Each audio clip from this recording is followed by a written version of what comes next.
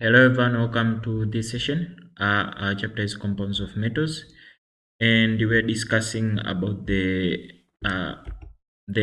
nitrates, so the metal nitrates. So find our previous video, so the preparation of the metal nitrates, how these metal nitrates can be prepared, especially in laboratories. So today let's move on further to discuss the chemical properties of the metal nitrates. So we'll see some of the chemical properties which this metal nitrate can have. So the first one is that the action of heat. How do these nitrates react to, or just how they act to the heat? Now, the chemical properties of metal nitrates, they just vary according to the position of metal in the reactivity series. We discussed these reactivity series previously in last sessions. So the metal nitrates, they give a variety of products when they is thermally decomposed. Now, this fact is summarized below by this kind of a table for considering the reactivity series. Here you have this potassium and sodium. So the nitrates of these metals, potassium and sodium, they are just very decomposed by heat to nitrite and oxygen, while the nitrates of this potassium, magnesium, aluminum, zinc, iron, lead, and copper, these nitrates, they are just decomposed on heating, just to produce or to provide the oxide of the given metal, the nitrogen dioxide, and the oxygen. So that's how the various metal nitrates, according to the reactivity series, how they can react to heat.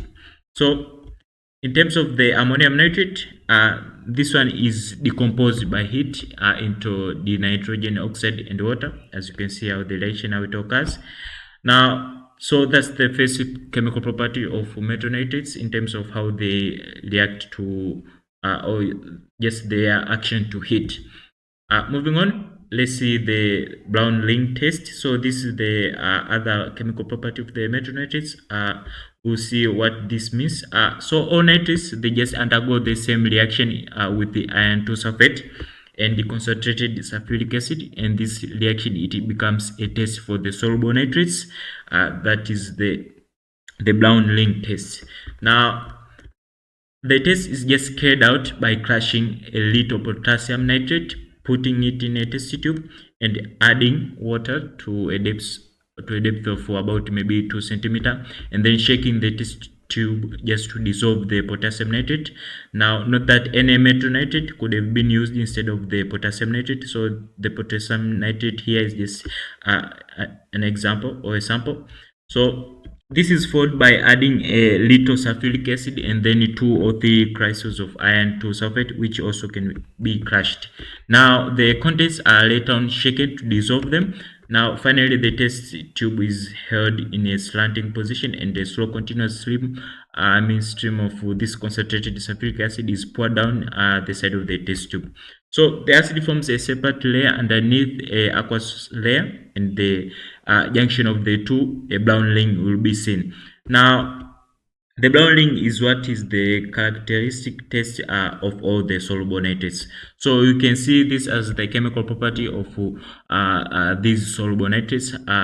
They display this kind of a brown ring, considering this brown ring test.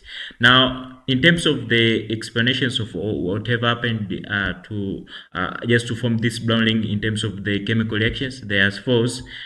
The first, that the concentrated sulfuric acid and the nitrate, they just react to produce the nitric acid. As you can see the reaction how it occurs.